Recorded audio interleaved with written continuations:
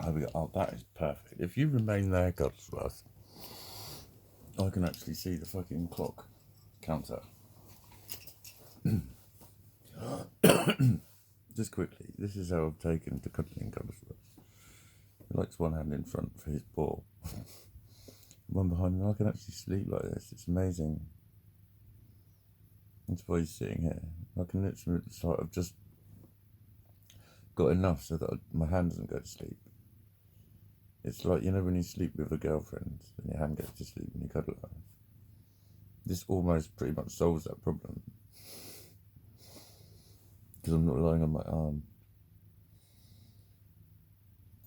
Oh dear. Right.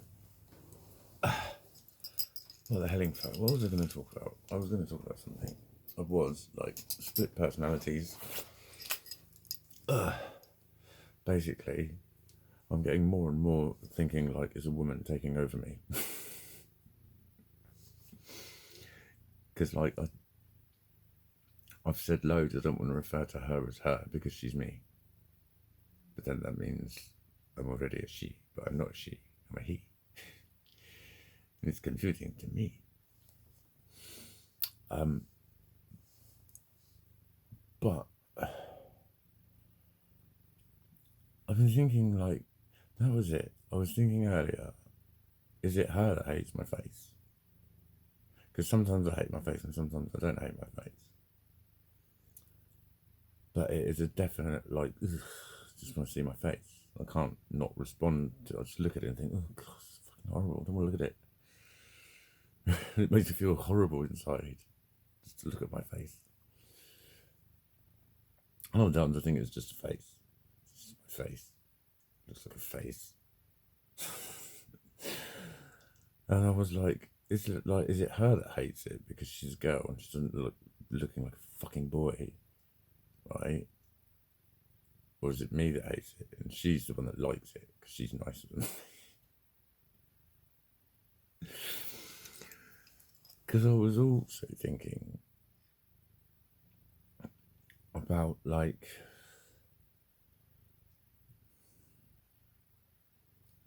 when I've said myself, you know, we've got our junk trunk in our subconscious and we chuck all our shit in there as we go along. And sometimes they get too big and they leak into your mind. Because I remember, like, years ago, I was going to write a Facebook post that said, is there a semi-conscious? I think, like, that was the start of it.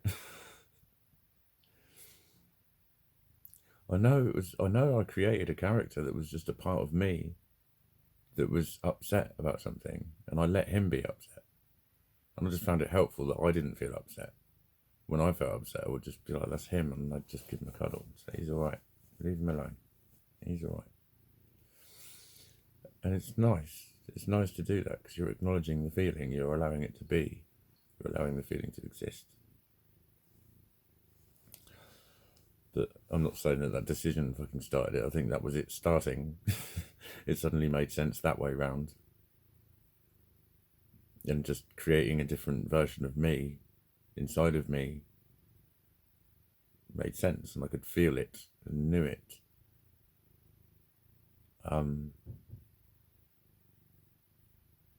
Because there does seem to be getting more and more of them. And like the one that I like quite often comment back when I'm talking on my video, and they go, I know you're going to say that there's a squeaky, irritating, annoying society voice in my head. It exists as a feeling, and it's just going, yes, but that's because there's yes, and it's always impatient with me. But it's me, it's my thought, it's my feeling that means a thought.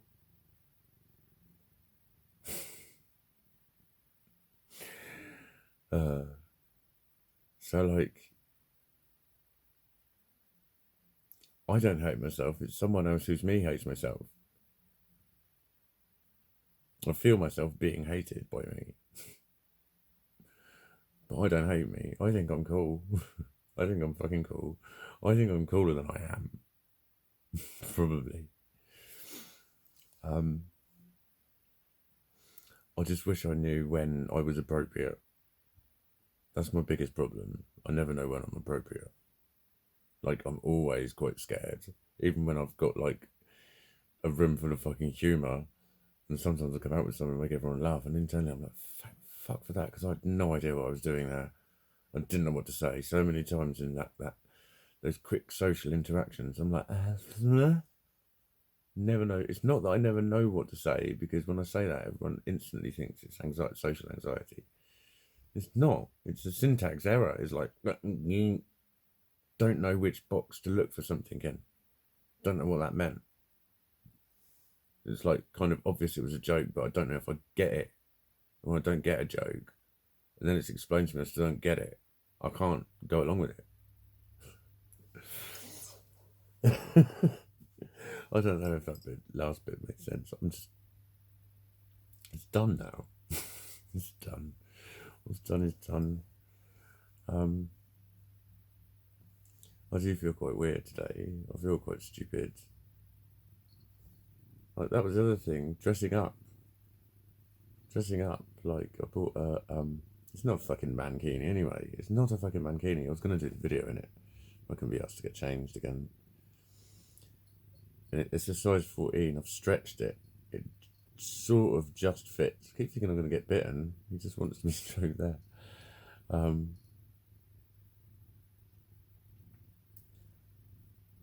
reckon I'm more like a 20 on top. See, he's going to bite me. What the fuck, Giz?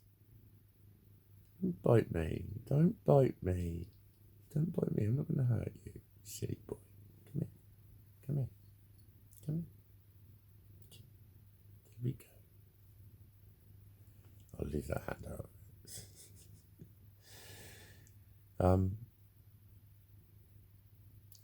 Yeah, I'm probably more like a 20 on the top. But a 14, I've discovered, like, the 14 is that I have to wear my knickers quite weird for them to fit. So the sizing doesn't work the same as it does for women's. It really doesn't. Like, some of the 12s are better because they're tighter and they hold themselves in place by being tighter. So I think it'd be a 12 in the bottoms. 14 is good in the bottoms on the bottom, but I need to be, like, bigger on the top. But then I'm thinking, well, if I get a 16, I'm still not big enough on the top, so that'll pull it up. So it'll fit on the bottom. That's my plan. So I'm going to get a 16 tomorrow. Because it's not far off being fucking comfortable. I'm going to start wearing them, particularly in the fucking winter. I'll be like teddies. I'll be wearing teddies.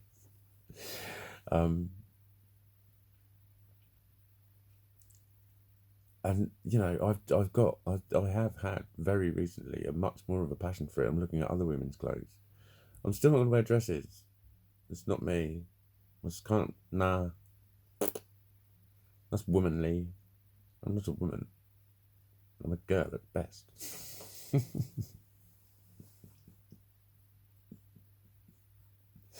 I remember a gay guy said that to me once. He said, "Are you heterosexual?" And I said, "Well, there's no need to make it sound like a disease, but yeah."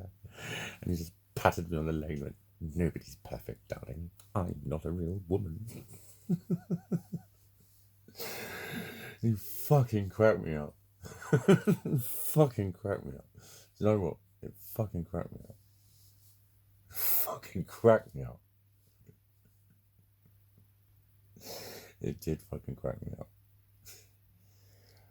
How the fuck did I get onto that shit? I don't know. I was just reminded there by Gizmo with a quick pull on the arm. You've stopped.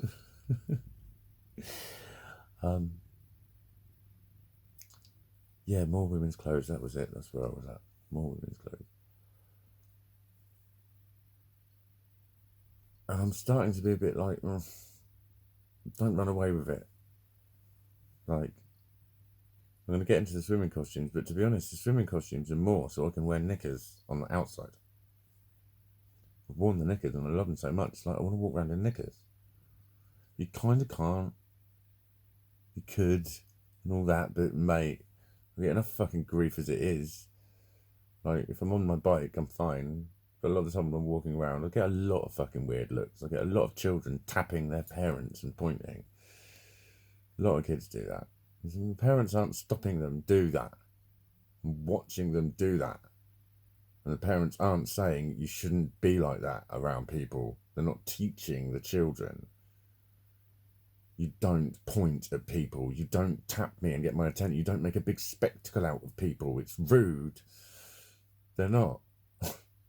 Because they look at me and then look away. I get a lot of that. I get a lot of very warm smiles, mostly from women. There's the mask at the moment, you just get that. Making it obvious that they're smiling. It's lovely. It's lovely. They're very nice to me.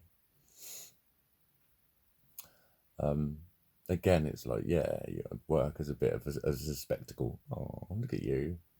Yeah, just look. Don't talk. It won't go well. It works. There's that nice exchange between people. I wrote something in the boring group, and this woman said, again, it's just, I'm just going to keep being honest with people. And it's like, I'm not being bitchy. Not being bitchy. The woman that I saw off the strip the other day, I answered every question. Blunt as fuck. I answered every question. Yeah. And she said, I haven't finished reading it. It was too much. She said, your dinner's lovely and your cat is gorgeous. But I'm actually more concerned that how long this took you to write. And it's like, not in a bad concern. She said, but I would have cramp and this and that. She wasn't saying it was too much to read. Because I get that from people. It's like, this was way too long. I'm like, why do you think that that is A, interesting, B, useful, C, that I give a fuck? Seriously. It's just nothing. It's way less interesting than any boring post that I've written. But she wasn't saying that. She was being just concerned. How long have you spent writing? And so I answered her, and it's like writing is a form of communication that I can do freely. And my brain goes, yes, I can write my little weirdisms into the story and I can make it flow. I know it's too long. I think, well, then people won't read it. But some people do. A lot of people do. And the people that read it tell me they like reading it because they enjoy reading. That's who it's written for. That's what I'm going to start saying to people. It's like, if you find it boring, it wasn't written for you. Simple. If you don't find it boring, like, people who read a lot will read pretty much anything. I don't mean that it can be shit. It's like, if it's readable, they'll read it. It doesn't matter what it's about. If they like the way it's written. God, there was one guy who was well complimentary. And one of his compliments is one of those that only fucking clever people get. He put, not quite banal. I was like, wow, that's good. That's incredibly good. What was it? He put, he bullet pointed it. Sort of, something creative, not quite banal, something else riveting.